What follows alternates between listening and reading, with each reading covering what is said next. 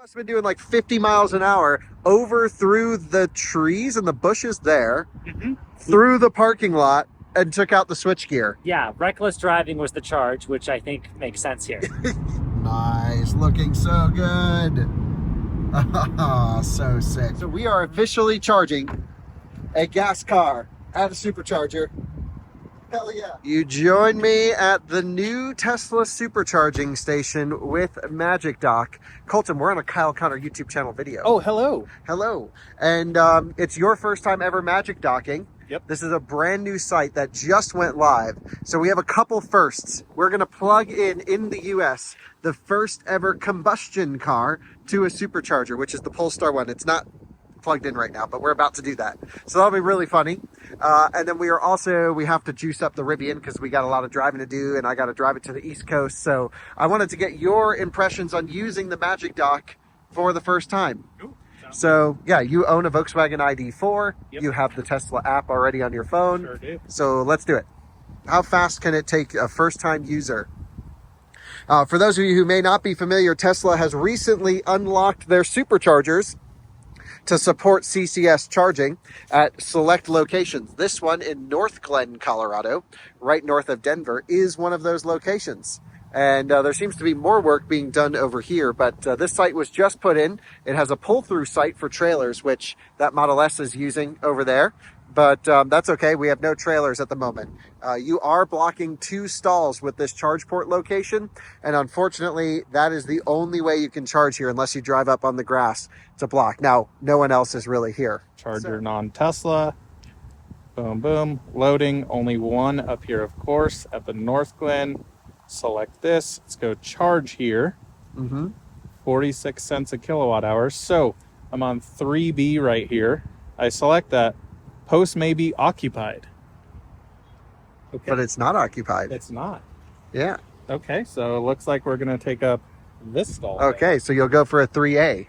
Yes. So look at that. Tesla supercharging, kind of buggy. Max, what's your take? As bad as EA? Not so far yet. I'm not going to go that far, but the real-time availability is supposed to be super accurate. We can obviously see there's no one here, so I'm a little bit confused. Yeah, it might just be broken or down, or I'm not sure what. So 3D is not working either, it says. Yeah, so 3B and D. Where's 3C? Maybe over there? Or is that 3C? No, that's 3C. Okay. So 3D is probably the pull-through. The accessible one is 3D. Okay, hey, why don't you try the pull-through one? Okay. You said 3D was working or not? Because the Model S was charging on it, which would indicate It is not available. not available, but maybe it just hasn't updated yet. Now it says 3B works. Now it says 3B works. Now it says unlock. Okay, so we'll... Look at this. You know, we were thinking maybe we should shut down Rate Your Charge. Yeah. Because, we're like, oh, well, we're going to switch to Tesla, we'll be fine. But, okay, maybe not. I think it's delayed. So by saying 3D is occupied still, it's like as if that Model S is still there. Right, yeah, I noticed it in Europe that there's definitely a lag between what happens. So we're going to unlock it. Oh, yeah, let's show everyone. Let's show. So you've selected 3B. 3B, unlock. 3D I heard is a still chunk. blacked out. You have to push in. Nope. Okay, It's it's an up and out. You should see how watch your videos. This is where it's really fun when you have one hand with your phone in your hand. Next to bugs in here. Yeah, okay. And we're in. Okay, let's take a look. Who knew charging could make for a YouTube video? This is the first time I've charged this Rivian at a Magic Dock station. Showing green. Yeah, we're 40 kilowatts and ramping. Now, I'm guessing we're only going to get 150 kilowatts or so because when you use the Magic Dock adapter, you're limited to 350 amps. And that is a problem for these truck owners like me. Yep, 135, that's 350 amps. It'll increase as pack voltage comes up a bit. But there we are, juicing the Rivian. So we got more to do with the Rivian, but I think we should plug in a combustion car for the first time in America to a supercharger. I mean, maybe someone else has plugged in a Polestar 1 or a GLE 450e to a Magic Dock. What do you think? Range Rover Sport. Yeah, Range Rover Sport Hybrid, but those aren't on the market yet, are they? Not in the No. No. So, first ones? Yeah, probably. Probably. All right, let's do it. As you know, I love my Rivian R1T. It's literally the car I've raved about the most. It is truly exceptional. Except there are a few things here and there that I wished Rivian would have improved on from the factory. And well, actually, there's an aftermarket company called T-Wraps that have totally transformed my center console experience. Truly, the wireless phone charger that comes from the factory sucks. It actually, in practice, looks really cool. They have all these wireless pads all over the way, everywhere with all these inductive chargers, but it just doesn't work. You have to like get your phone at the exact perfect spot for it to charge, and then you go around a corner, it slides off, and you lose all charging ability. It is one of the most frustrating parts of the truck, and it's not just me saying it, ask any Rivian owner. But check this out. T-Wraps came up with this awesome insert that replaces that, goes overhead, plugs into my USB-C ports right in the console, and because I use an iPhone, because I'm a normal person with blue text bubbles, none of that green text bubble stuff, I can actually slide my phone right here, lock it on the magnetic pad, and you can see, boom, charging right there. So absolutely awesome. I can do hard acceleration, hard braking, and hard cornering with my phone staying on the wireless pad, and it's just overall one of the best upgrades you can do for a Rivian. Highly recommend it. I'll leave a link in the description below. Thanks to T-Wraps for sponsoring this portion of the video. I have unlocked the charger for the Polestar 1 4C. I'm going to lift up, and now I have the magic dock. Will it reach? Yes. Wow. And will it charge? We are in. That's as the perfect distance from the charger. For the first time ever charging a gas car, I could pop the hood. This thing's got a turbocharger and a supercharger. And we've just plugged it into a supercharger. So this is great. Does it work though? The Polestar really gives you bad charging data. Come on in, let's take a look. It's not actually charging yet. I wonder if they did any interoperability testing between Polestar 1 and superchargers. Right, very common. And I heard a contactor. What? Yes, it's charging. Juicing. It doesn't show charging power. It just shows it'll be completed by a certain time. The Tesla app will show charging power. So we are officially charging a gas car at a supercharger. Hell yeah. Well, the Polestar 1 was pulling just over 50 kilowatt peak, and as we were ramping down to 46 kilowatts, I accidentally hit cancel session inside the car. So that's a bit of a bummer. Or inside the Tesla app, excuse me. I was trying to just go back. So let's pull the connector out. There we go. And it's a gas car anyway. It doesn't need to be DC charged. I'm going to try and limit the amount of DC charging I do on my Polestar 1 just for longevity's sake. So we'll throw that back in there. Close this up, and there we go. We are charged up, and Max is charging up his Polestar 2 at the moment. For everyone thinking Tesla superchargers are going to be, overrun by non-Teslas, I mean, there's not even a Tesla here, but we've got 2 Chinese cars and a truck. So this just became Magic Dock as of 2 weeks ago. So yeah, people don't really know yet. Yeah, I don't even think Tesla owners know the site's open. It shows in the car, but I still see the Thornton supercharger getting jammed busy, and this one's just completely empty. So yeah, love to see it. Anyway, we've plugged in a gas car to a supercharger successfully. That was great. Max is charging up his Polestar 2. We're blocking 2 spots with the Rivian, which we could always just use this one, but then try and reserve this for trailers. And nice supercharger. Colton, your impression of using Magic Docks now? Yeah, super easy. I mean, like once you have the Tesla app and know your way around it, pretty easy to navigate. Way easier than EA. Like it's very quick. For me, the cables is like a huge difference because like if I have my phone in my hand, I've got this, and then the huge cables trying to navigate them around. Supercharger cables are just. But it's also lower power than EA. Agreed. Yes. Yeah. So you're getting 150 less amps peak. But would you charge your ID4 here or the EA station or the EV Go down the street, or does it not matter? You do get free charging on EA. Yeah, I don't really care about free charging, to be honest. Yeah, I mean, I don't really supercharge the car that much or fast charge it, I guess. If I had the preference, I would come here every single time because our last experience going up to Aspen using EA I just hated it. It was just so frustrating, and I'm like, I never want to take this car on a road trip, and having these everywhere will really help. Yeah, this will be nice, and I have to counteract that. I just used an EA the other day, and it was perfect. It's Salina, so Sometimes they're fine. they do work great. But yeah, certainly a little bit, and then yeah, some issues with getting that one going over there. But yeah, the cable length, the location, it's right by Prost, which is great. So Max, your final thoughts on Magic Dock and everything? Yeah, I mean, there's two benefits here, right? A site like this, it's urban, it's developed, there's choices, so it's giving people an option to use Tesla Superchargers, which may be cheaper if you pay for the non-Tesla subscription, or even at 46 cents a kilowatt hour. That's not that much. But additionally, like you were saying, Colton, with Aspen, Steamboat Springs, these Magic Dock sites are enabling CCS drivers to unlock new areas much more comfortably that they would never have had access to as easily before. Yeah, totally agree. Love the idea. Hope they up it to 500 amps. I got to stop at a version 4 Magic Dock and see if it'll rip 500 amps or not. Thought it was really funny. We plugged in the gas car. So yeah, let's go. I got to go pick up some new wheels. That's the next part of this video, part 2, and then we're going to end it. And yep, there we are, 152 kilowatts. The maximum we'll be able to get 350 amps out of this on a 400 volt car.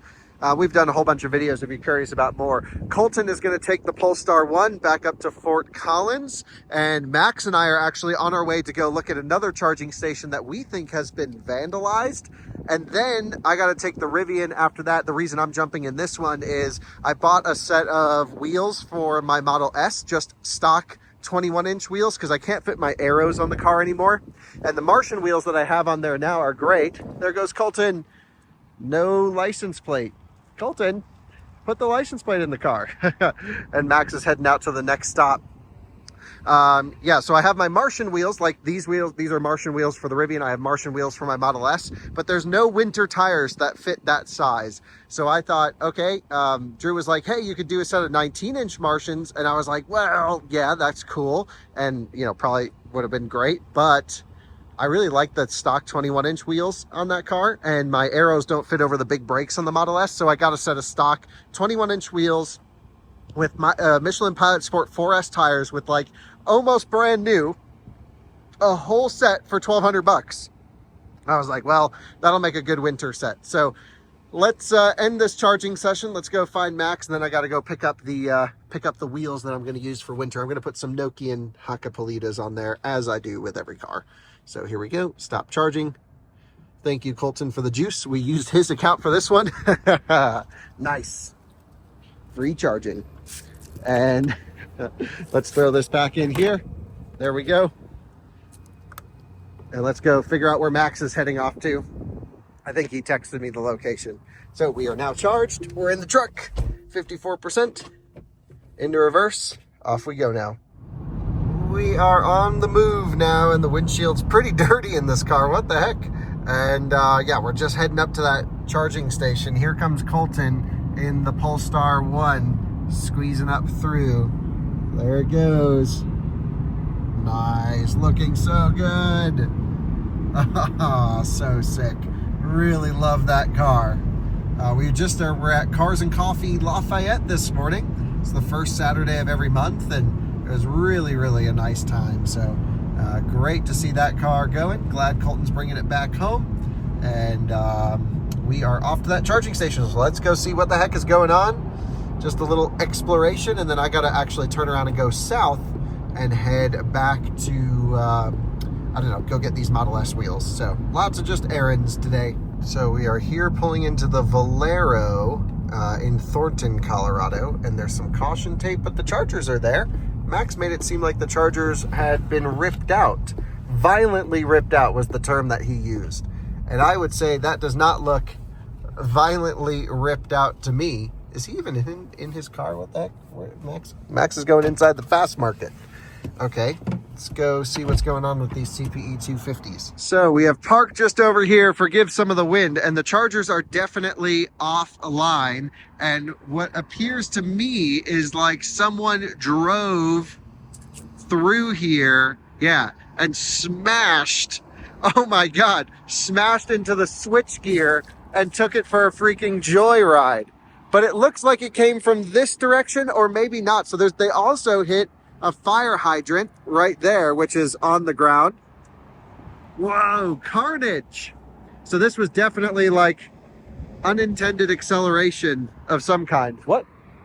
So I just talked to the guy inside about what happened. What it seems like happened is a few days ago, someone was coming in hot from Wendy's in their truck, and not necessarily with the intention of vandalism, just blowing through the rocks. They came through here. They came up through here. Yes.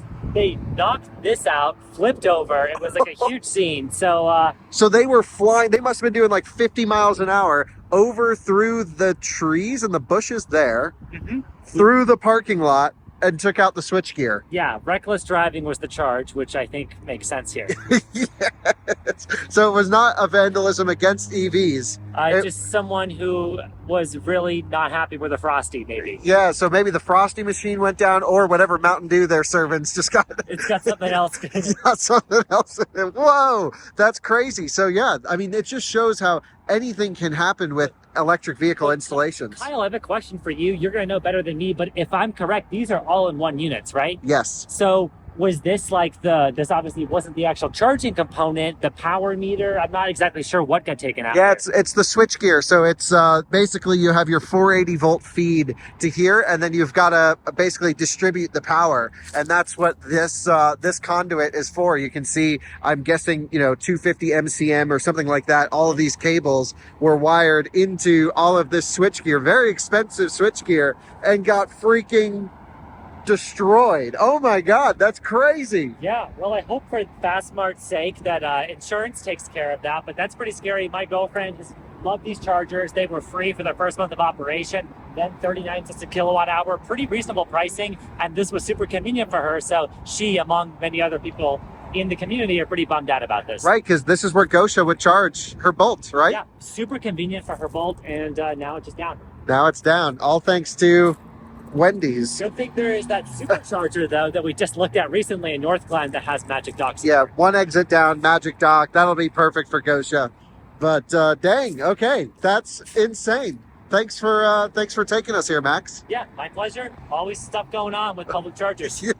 Well, we are just pulling out now, and this is the switchgear that the dude ran over. And one of the things, of course, is switchgear sometimes has a 12 or 18 month lead time. So I'll be really curious to see how long this newly installed charger is now put out of commission for. I mean, these are the things you can't plan for. Life is always unexpected, and it's all part of the charging station craziness. But maybe proximity to intersections could be something to think about for future site installations. Although I'm not really sure how you would even plan for something like that. That is just super unfortunate. Well, making a U-turn here, we got to go pick up those Model S wheels and tires. So let's do it. Well, I don't know if you can see in the bed, but I got a set of Model S 21-inch wheels. We got to go home 84 miles. So we got some distance to do. It says we get there at 22 miles. So we have to hypermile a little bit. That's all right.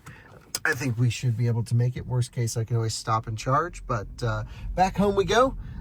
Interesting, it thinks that we're going to burn 44% in 84 miles. That means less than 200 mile range. Easily we can do that with this truck. So that shouldn't be a problem at all, especially with traffic. So yeah, see you back up there. One of the wheels are scratched. I knew that buying it, bought them really cheap. So we'll probably just kind of get one wheel refinished for 50 or 100 bucks, and then we're good to go. So all good stuff. The views down here are great today. Blue skies, absolutely gorgeous. This is nice weather. We're gonna enjoy the last of it. 73 degrees. We've already had a big snow of the year. So yeah, I think it's probably time here pretty soon to switch to winter tires.